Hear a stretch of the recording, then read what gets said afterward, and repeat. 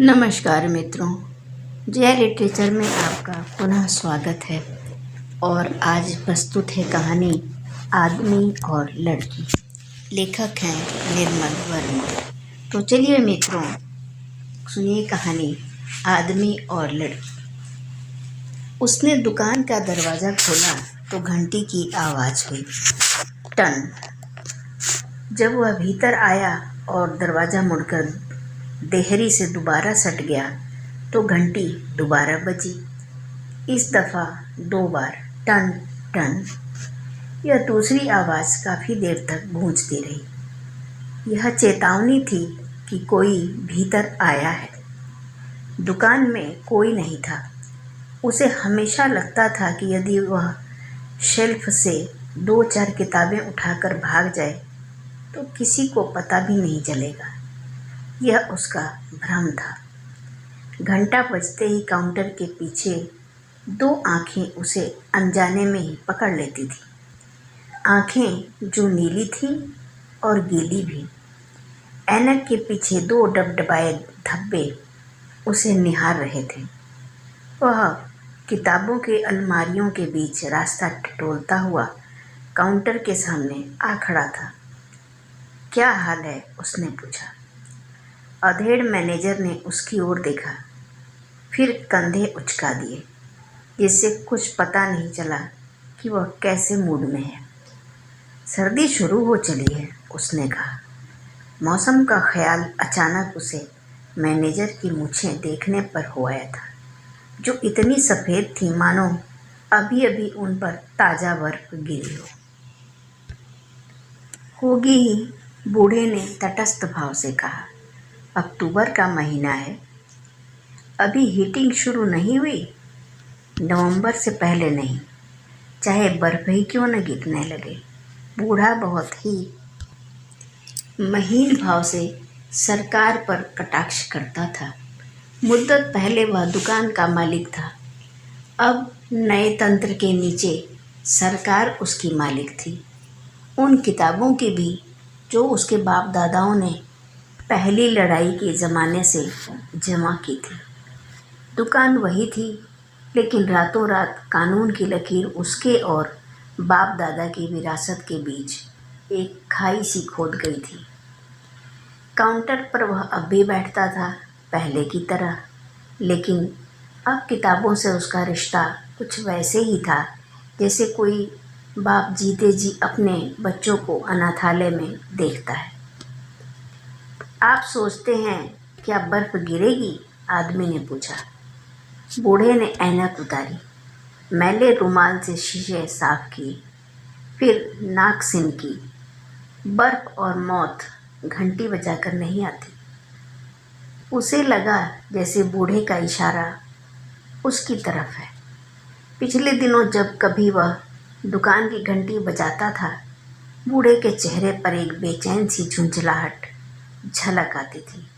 सीधे सीधे कुछ नहीं कहता था, पर लगता था जैसे उसे सामने देखकर पिछली जिंदगी की सारी शिकायतें खुल जाती थी। पहले लड़ाई और हिटलर, फिर कम्युनिज्म, और अब वह आगे चला आया। अलमारियों के बीच किताबों पर दोपहर की ठंडी म्लान रोशनी गिर रही थी। उसने चारों तरफ टटोलती हुई निगाह डाली, लेकिन वह कहीं दिखाई न दी। अचानक एक आशंका ने उसे पकड़ लिया। संभव है वह आज दुकान नहीं आई।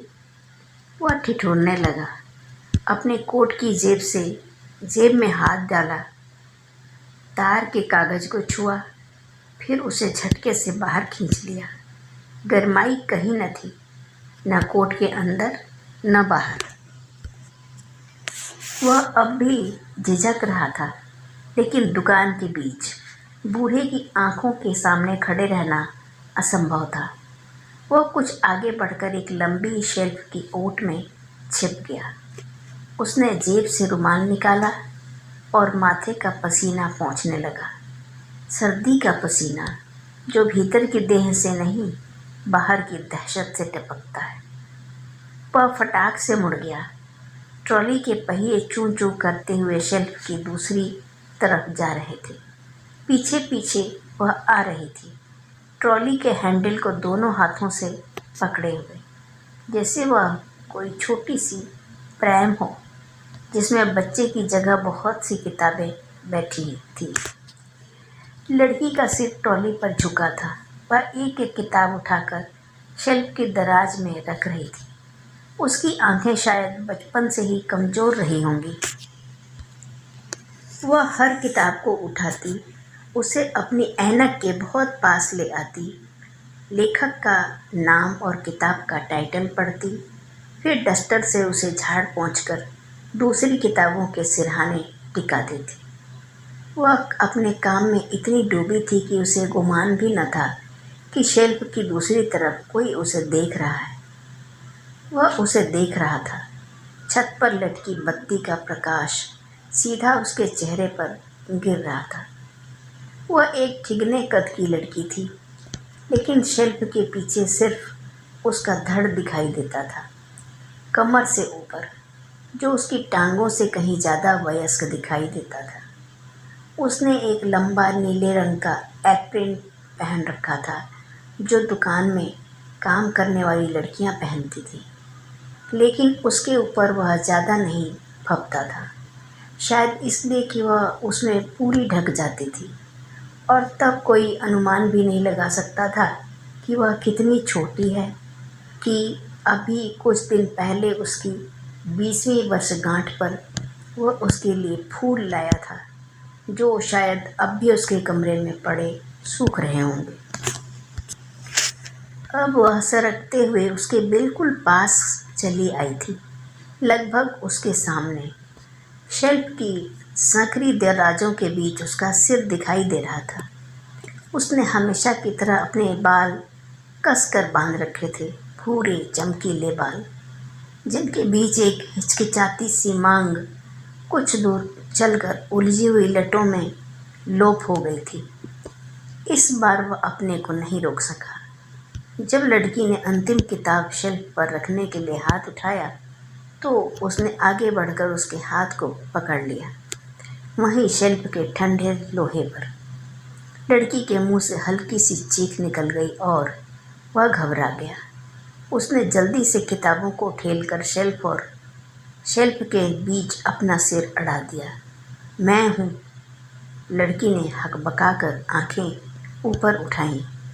वह जैसे कोई जिन्न हो, किताबों के बीच मुस्कुराता हुआ। तुम? हाँ। कब आए? कुछ देर पहले। तुम डर गई? हाँ, लड़की ने सिर हिलाया। वह छोटी बातों में भी झूठ नहीं बोलती थी। उसका हाथ अब भी आदमी की हथेली में भिजा था। एप्रिन के पीछे छोटा सा वक्ष ऊपर नीचे हो रहा था। वह सचमुच डर गई थी। वह कभी दोपहर के वक्त दुकान में नहीं आता था।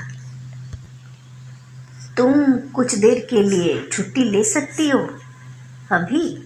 लड़की का हाथ ठंडा सा हो गया उसके हाथ के भीतर। सिर्फ कुछ देर के लिए, उसने कहा। कोई बात हुई है? लड़की की आंखें उस पर फैल गई। नहीं, ऐसे ही, उसने उठते हुए स्वर में कहा। लड़की जिस तरह कभी झूठ नहीं बोलती थी, वह कभी सीधा सच नहीं बोल पाता था। तुम भीतर बैठो, मैं अभी आती हूँ। उसने अपना हाथ अपनी हथेली से बाहर निकाला। एक क्षण उसने अपना हाथ उसकी हथेली से बाहर निकाला। एक क्षण उसकी ओर देखा और फिर वह मुड़ गई, किताबों की शेल्फों के पीछे छिप गई। दुकान के पिछवाड़े एक स्टोर रूम था, जहाँ लोग पुरानी किताबें बेचने आते थे। लड़की वहीं एक स्टूल पर बैठती थी। पीछे एक पर्दा लगा था, जो दुकान के मुख्य अगले भाग को भीतरी हिस्से से अलग कर देता था।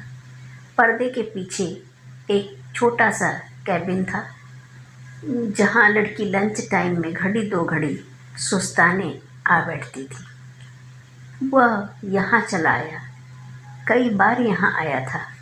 हर बार एक अजीब सा भ्रम पकड़ लेता, मानो यह दुकान नहीं, लड़की के घर का प्राइवेट कमरा हो।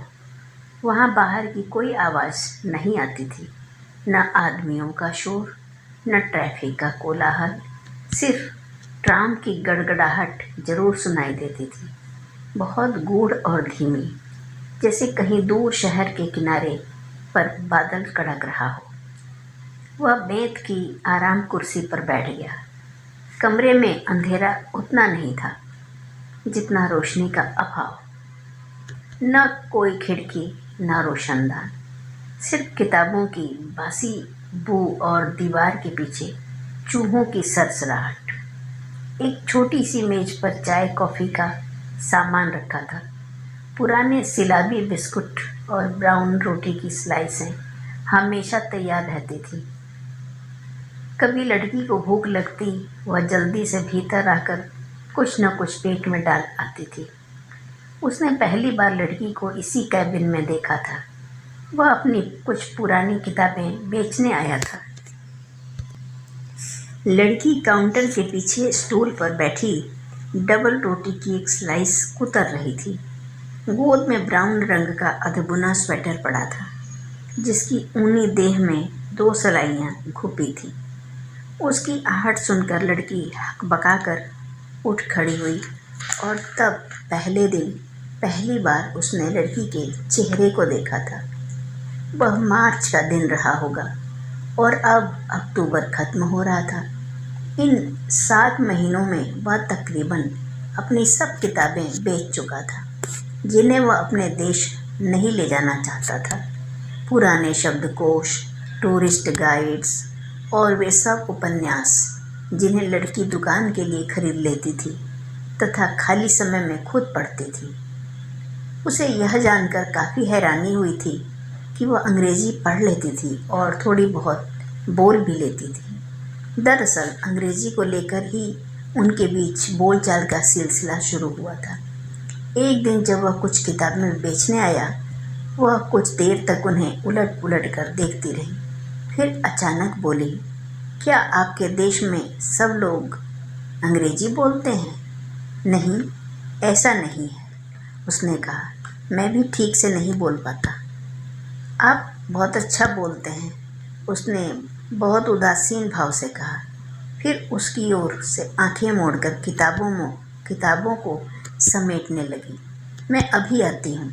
उसने किताबों का बंडल उठाया और पार्टीशन के पीछे चली गई। वह सोचने लगी, पता नहीं आज कितनी किताबें चुनी जाएंगी। वहाँ कुछ ऐसा ही सिस्टम था। लड़की किताबों को मैनेजर के पास ले जाती, वह उनमें से उन्हें चुन लेता जो खरीदने लायक होती, बाकी वापस लौटा देता। सारा व्यापार जुए के खेल सा होता था। किताबों को चुनने और ठुकराने का कोई ठोस आधार रहा हो, यह उसे कभी समझ में नहीं आया। जब कभी लड़की से वह इसके बारे में पूछताछ करता तो वह अक्सर टाल जाती थी। जब वह बहुत जोर डालता बाद के दिनों में, तो वह झुंझला कर कहती, हम वही किताबें पढ़ते हैं जो हमारे लिए ठीक है। सौभाग्य की बात कहिए, उस दिन सब किताबें ठीक निकली, तकरीबन सब, सिवा एक किताब के जो मैनेजर ने वापस भिजवा दी। Requiem for the nun. लड़की ने कुछ कौतूहल से उसकी ओर देखा। क्या यह कोई धार्मिक किताब है?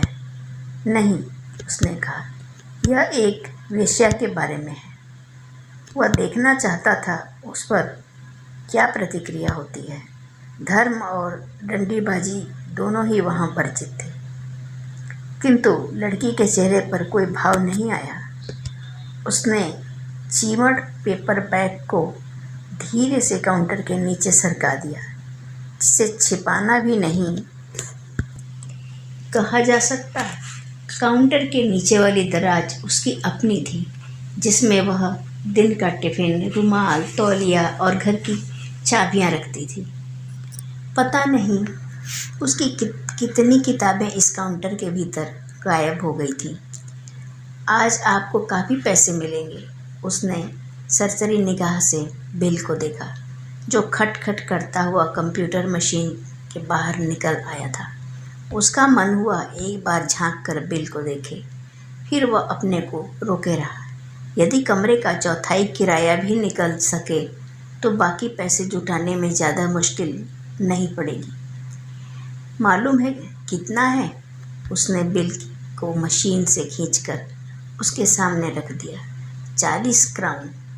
पहले क्षण विश्वास नहीं हो सका। पहले कभी उसे अपनी किताबों के लिए इतनी बड़ी रकम नहीं मिली थी। लड़की उसकी ओर विजयोल्लास से मुस्कुरा रही थी। इतना कैसे? उसने पूछा। ऐसे ही, लड़की ने कहा। ये अच्छे दिन हैं। अच्छे दिन? दुकान के भीतर लड़की की भाषा मोहनजोदड़ो की लिपि जैसी होती थी। छिपे मतलब बहुत कुछ और देखो तो कुछ भी नहीं। कभी कभी रात को नींद न आने पर बिस्तर पर पड़े पड़े एक कंगला वाक्य, कोई लूला लफ्ज अंधेरे में चमक जाता, लड़की के साथ चिपका हुआ। अच्छे दिन, बुरे दिन, काफ़ी बुरे दिन। सबसे बुरे दिन वे होते जब लड़की उसकी सब किताबें वापस कर देती, खेत भरी निगाहों से उसकी ओर देखती। आज कुछ भी नहीं, और वह सब किताबों को अपने डफल बैग में ठूंस कर बाहर सड़क पर आ जाता। दुकान की लंबी शीशेदार खिड़की पर छाया खड़ी हो जाती। वह देखती कि वह जा रहा है। वह सोचता, अगली बार कौन सी किताबें लाऊंगा जो खरीदने लायक होंगी। लड़की सोचती, कैसा आदमी है जो सिर्फ अंग्रेजी किताबों को बेचने आता है। मैनेजर सब कुछ देखता, ऊँघने लगता। सोचता, वह किताबों के लिए नहीं, लड़की से मिलने आता है। लेकिन इस उम्र में? लड़की भीतर आई। वह अपना लंच का टिफ़िन लेकर आई थी। वह देहरी पर ठिठक गई और उसे देखने लगी। आदमी कुर्सी के सिरहाने सिर टिकाकर आंखें मूंदे बैठा था। उसके चेहरे पर एक महीन सी थकान थी, मानो उसकी नींद का फ़ायदा उठाकर न केवल बीते हुए वर्ष बल्कि आने वाली उम्र भी उसके चेहरे पर सरक आई हो। लड़की कुछ देर चुपचाप उसके चेहरे को देखती रही। कोई और दिन होता तो आदमी इस तरह अचानक दुकान में प्रकट हो कोई और दिन होता तो आदमी का इस तरह अचानक दुकान में प्रकट हो जाना उसे अच्छा लगता। लेकिन आज उसे यह अपशकुन सा जान पड़ा। उसे प्रेतों में विश्वास नहीं था, किंतु आज जब उसने आदमी को किताबों की शेल्फ के पीछे देखा, पुराने ओवरकोट के गर्द भरे कॉलर जो काले डैनों से उसकी गर्दन पर उठे थे, तो वह अवाक सी उसे देखती रही थी, जैसे आदमी के वेश में कोई दूसरा आदमी उसे ताक रहा है। दूसरा आदमी? वह धीरे से आगे बढ़ी। उसे सहलाने को मन हुआ, किंतु फिर हाथ रोक लिया। सोने दो, उसने सोचा, अभी काफ़ी समय है। दोपहर के समय कोई ग्राहक नहीं आता था। अब अपना टिफ़िन दान खोलने लगी। ब्राउन रोटी की सैंडविच जिसके भीतर सलामी दबी थी, एक छोटी बोतल में योगुर्ट, चीज़ के क्यूब, सिरके में भीगा खीरा, यही उसका लंच था जो वह हर रोज़ अपने साथ लाती थी।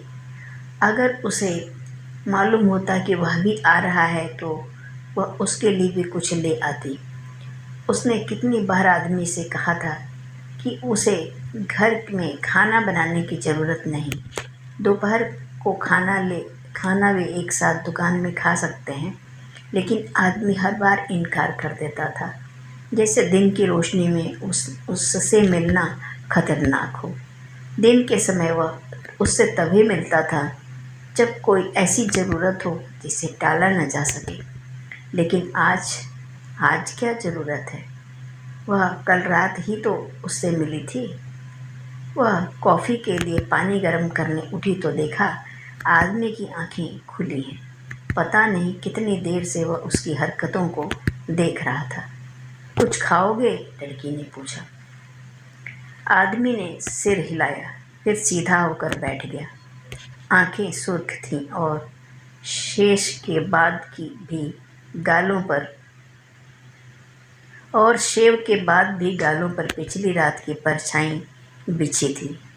उसने आंखें मली और बालों को पीछे समेट लिया। याद नहीं आया वह सो गया था। सपने की एक चिंदी अब भी डोल रही थी। धीरे धीरे वह गायब हो गई और उसकी जगह लड़की दिखाई देने लगी। लड़की ने अपना एप्रिन उतार दिया था। अब वह हरे रंग के स्कर्ट पहने थी जो हमेशा उसके घुटनों तक आकर रुक जाती थी। काली नायलॉन की जुराबों के पीछे उसकी टांगों का भोलापन झांक रहा था। कमर पर काले रंग की पेटी कसी थी, बिल्कुल स्कूली लड़कियों की तरह, जिसके ऊपर भूरे रंग का ढीला ढाला कार्डिगन लटक रहा था। लड़की का चेहरा छिपा सा जान पड़ता था, लेकिन देह हमेशा खुली और उजली दिखाई देती थी। दूसरी लड़कियों से बिल्कुल उल्टी, जिनका चेहरा सार्वजनिक होता है जबकि देह बहुत प्राइवेट जान पड़ती है। पानी उबलने लगा था। अचानक भाप का झोंका उठा और लड़की झुक गई। 2 मगों में कॉफ़ी डाली और जब मुंह उठाया तो होंठ खुल से गए। पसीने की बूंदें माथे पर चमक रही थी। घर से आ रहे हो? आदमी कुछ हिचका। वह घर से आ रहा था, लेकिन सीधे नहीं। उसका हाथ जेब में गया, फिर वहीं ठिठका रहा। टेलीग्राम पर इंस्टीट्यूट गया था, उसने कहा। पूरा कर लिया? लड़की हमेशा यही एक प्रश्न पूछती थी। नहीं, एडवांस मांगने गया था, उसने कहा। कितने पेज करने हैं? आखिरी चैप्टर बचा है, बाकी सब टाइप करना है। क्या वे टाइप भी नहीं करवा सकते? लड़की ने कुछ झुंझला कर कहा। एक ही अंग्रेजी टाइपिस्ट है और वह छुट्टी पर गया है। आदमी धीरे धीरे उसका हाथ सहलाने लगा। एक दूसरे की चिंताओं को ढांपने का यही एक तरीका बचा था। वे कहाँ से कहाँ चले जाते थे, लेकिन लड़की की देह स्थिर रहती थी, स्थिर और ठंडी। पैर सबसे ज़्यादा। जब वह उसके कमरे में आती थी तो सबसे पहले अपने पैर आग के सामने फैला देती थी। उसे काफ़ी हैरानी होती थी कि इतनी कम उम्र में लड़की के हाथ पांव इतने शून्य रहते थे। कितने दिन में देना है? लड़की ने पूछा। 10 दिन, ज़्यादा से ज़्यादा 15 दिन। क्यों? 10 दिन क्या मैं कर सकती हूँ? तुम? आदमी के चेहरे पर थकी सी मुस्कुराहट चली आई। क्यों नहीं, हर शाम किया करूँगी। लड़की ने हाल में ही टाइप करना सीखा था, अंग्रेजी टाइपराइटर पर। उसके लिए वह एक खेल जैसा था।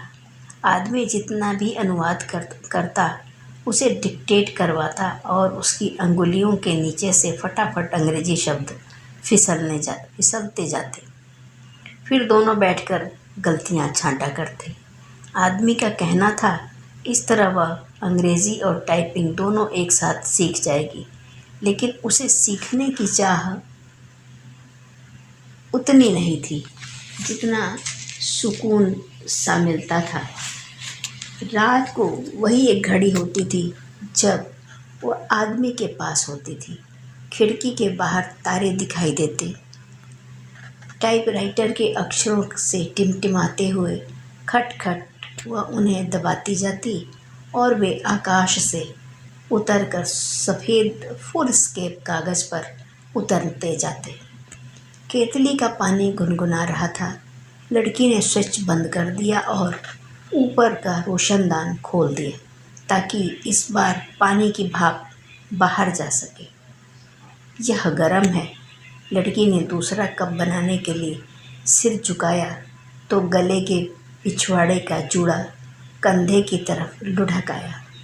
लड़की की देह पर ऐसी अनेक छोटी मोटी घटनाएं घटती थीं और वह उनसे बेखबर रहती थी, जैसे जब वह कोई पुरानी किताब बेचने आता था तो वह अपने थूक से अंगुली गीली करके पन्ने पलटती थी और होंठ हिलाकर पढ़ती थी। ऐसे मौके पर वह उसे बहुत गौर से देखता था। क्या यह वही लड़की है जिसकी देह को वह पिछली रातों छूता रहा था और जो दिन में इतनी अछूती दिखाई देती थी? ऐसे क्षणों में उसे लगता वह कहीं नीचे है, गड्ढे में, एक जानवर की तरह दुबका हुआ, बार बार एक ही इच्छा में मथता हुआ कि जब तक लड़की उसकी ओर से बेखबर कॉफ़ी बना रही है, वह उछलकर गड्ढे से निकल सकता है, उसकी सफ़ेद और कुंवारी गर्दन को दबोचकर एक छलांग में दुकान से बाहर हो सकता है, दुकान से, पछतावे से, पाप से, सबसे बाहर। लेकिन जब वह आंखें ऊपर उठाती तो उसके सब इरादे बुहर जाते। वह टकटकी लगाए उसे देखता रहता। लड़की पता नहीं किस ख्याल में मुस्कुराने लगती। वह बंधा रहता अपने गुस्से, संताप और दिल की दलदल में। वह नीचे झुक आया तिपाई पर, जहाँ लड़की का हाथ केतली पर टिका था, और ऐसे कहा जैसे अभी अभी कुछ याद आया हो। कल रात टेलीग्राम आया था। टेलीग्राम? लड़की के हाथ में कॉफ़ी का मग हवा में ठिठक गया। वह बीमार है, आदमी ने कहा। मुझे बुलाया है। उसने तार जेब से बाहर निकाला। लाल कागज़ की मुड़ी हुई दयनीय चिंदियाँ, जिसे लड़की ने देखते ही आंखें मोड़ ली। क्या बीमारी है? उसने लापरवाही से पूछा। जाकर पता चलेगा, आदमी ने कहा। कब? वह चुप बैठा रहा, मेज पर पड़े तार को देखता रहा। कब जा रहे हो? लड़की ने दोबारा पूछा, किंतु अब उसके स्वर में लापरवाही के बदले एक अजीब सी कोमलता भर आई थी। मैं पत्र की राह देखूंगा, उसने कहा। लेकिन अगर वह सचमुच बीमार है? लड़की ने कहा। सचमुच का मतलब? तुम सोचती हो यह बहाना है? मैंने यह नहीं कहा, लड़की ने कहा। अगर वह बीमार है तो तुम्हें जाना चाहिए। तुम्हें बहुत जल्दी है। जल्दी कैसी? मेरे जाने की। लड़की ने विस्मय से उसकी ओर देखा। मैं समझी नहीं, उसने कहा। मुझसे ज़्यादा तुम उसकी फिक्र करती हो। यह कटाक्ष था। वह कटाक्ष से भी आगे जाना चाहता था, जहाँ क्रूरता शुरू होती है, किंतु वहाँ सिर्फ कमीनापन था, और वह रुक गया। आगे कुछ भी न था, सिर्फ एक गंदली सी थकान और जलन थी। वह रात भर नहीं सोया था। मैं अब चलता हूँ, उसने कहा। नहीं, ठहरो। लड़की ने उसके घुटनों पर अपने हाथ रख दिए। तुमने अभी क्या कहा? मैं बहुत जल्दी में हूँ। लड़की की आंखें चुंधिया गई थी, जैसे वह उसकी क्रूरता को ठीक से नहीं देख पा रही हो। मैं हंसी कर रहा था। आदमी ने धीरे से अपना हाथ उसकी बाह पर रखा। लड़की की समूची बाह थरथरा रही थी। अगर मैं कहूँ तुम रुक जाओगे? तुमने कभी कुछ नहीं कहा, क्योंकि कोई फ़ायदा नहीं।